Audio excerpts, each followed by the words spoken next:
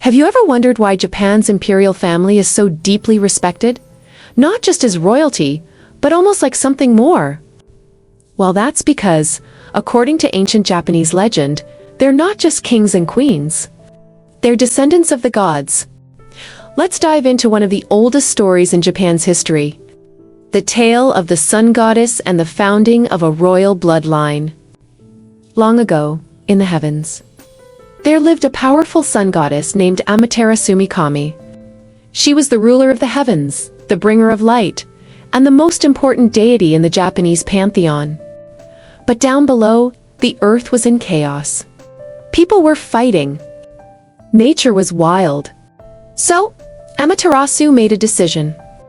She would send her grandson, a young god named Ninigi no Mikoto, down to earth to bring peace, order, and light. According to ancient texts, Ninigi ruled Japan for a mind-blowing 310,000 years. Ninigi was a kami, a divine being, a god in human form.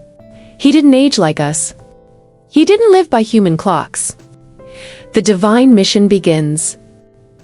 Before Ninigi left, Amaterasu gave him 3 sacred treasures. 1. A mirror, to reflect wisdom and truth. 2. A sword, to protect justice. 3. Curved jewel, to represent kindness and mercy.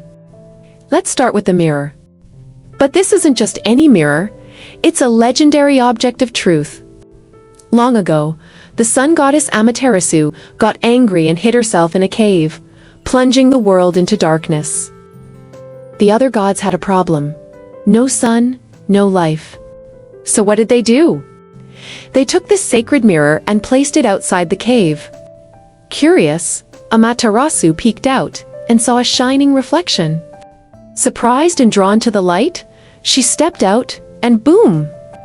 Sunlight returned to the world. The mirror represents wisdom, honesty, and clarity. It's now enshrined in Japan's holiest place, Ai's Grand Shrine. Second, the sword, Kusanagi, no Darugi. Now, this one's wild. A powerful god named Susanoo fought an enormous 8-headed dragon called Yamata no Orochi. When he sliced off one of its tails, guess what he found inside?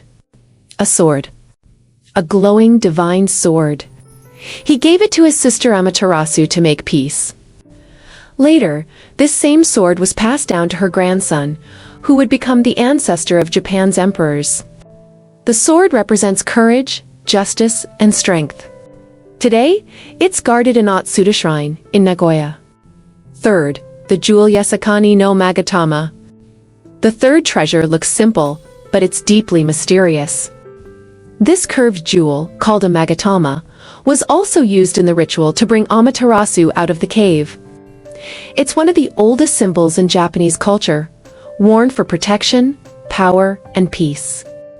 It stands for benevolence, unity, and the spirit of harmony. It's kept in the Imperial Palace, or possibly with the mirror in Ai's shrine. Because together, they form the symbols of Japan's royal power. They were handed down to Ninigi, the grandson of the sun goddess, when he came to Earth to rule. He passed the legacy to his great-grandson, Emperor Emu, Japan's first emperor. Emperor Emu is said to have lived to be 126 years old. Even today, during a new emperor's enthronement, these 3 treasures are presented as a sign of divine legitimacy. But some modern spiritual movements and ancient alien theories suggest the gods, kami, could have been beings from the stars, or that the heavenly realm might have been a kind of spaceship or otherworldly realm. These ideas are not accepted in mainstream Shinto or history, but they're part of esoteric or alternative interpretations. Ninigi descended from the heavens to the islands of Japan, landing on a sacred mountain in Kyushu. Ninigi eventually had a great-grandson named Emu, and according to legend, Emu became the first emperor of Japan over 2,600 years ago. That makes the Japanese imperial family the oldest hereditary monarchy in the world, with a bloodline that traces all the way back to the gods. The 3 sacred treasures still exist today. They are not just ancient myths. Even today, during a new emperor's coronation, these sacred items are presented to him as proof of divine heritage. After World War II, Emperor Hirohito publicly declared himself human on Earth, not divine. But the symbolism lives on. The emperor is now seen as a spiritual and cultural symbol, a living connection to Japan's ancient past. Of light, of sacred treasures, and of a nation that still honors the myth and mystery of its origins.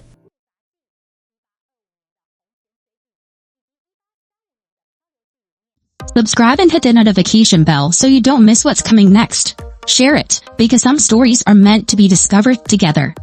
And stay curious, I'll see you in the next chapter.